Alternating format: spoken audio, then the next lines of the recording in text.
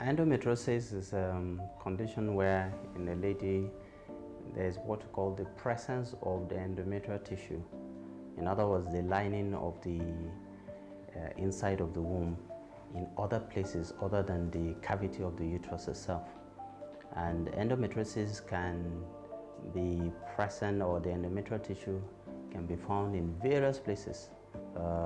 Sometimes immediately outside the uterus, that's the neighboring organs, sometimes in the ovaries, sometimes around the intestine, sometimes even as far as the lungs or the lining of the lungs. And in fact, I have personally seen a case of endometriosis of the retina and so on. So presence of the lining of the uterus in other parts of the body of the woman is what is considered as endometriosis. Now, what is the cause of endometriosis? Again, in endometriosis, there are theories that are known to be associated with endometriosis, but one thing that is clear, it's a hormone-based condition whereby endometriosis only thrive in the presence of estrogens. So if a woman continues to produce estrogens, that is the feminine hormone, that's responsible for her fertility by and large, of course endometriosis will continue to thrive. Now, what is the effect of endometriosis on the fertility?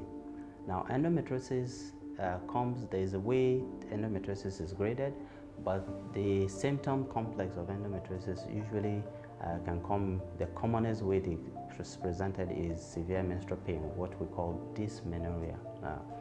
But along the line, endometriosis can also be associated with infertility. And there are two reasons, two ways in which endometriosis can affect fertility. One is if endometriosis is present in the ovaries, either two or one of the ovaries, it has a way of affecting the quality of eggs that the woman produces monthly, and that in turn will affect her capacity to get pregnant. Once the quality of eggs are compromised, then of course pregnancy may not come on easily. Now, the other way endometriosis can affect pregnancy is where endometriosis interferes with the woman's tubes to the extent that sometimes there is this condition we call adhesion formation, peritubal adhesions. Now, peritubal adhesions can block the tubes to the extent that either one or both tubes are blocked, and in that way you see that the woman finds it very difficult to get pregnant. Now, how do we manage endometriosis, especially related to fertility? There are various ways that can be done. First is to assess the degree of endometriosis and make a definitive diagnosis. Definitive diagnosis of endometriosis is made through a procedure called laparoscopy. During laparoscopy, the endometriotic tissues are seen. Now, sometimes in the same sitting, as a way of treating endometriosis, the endometriotic tissues are burnt out.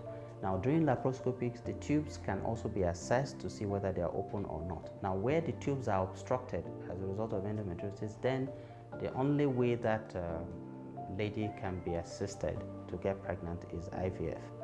If, however, the tubes are opened, and there are various ways, including ovarian stimulation, that may be attempted to get the woman to get pregnant. However, generally speaking, endometriotic patients who have infertility, IVF should be the preferred way of managing them.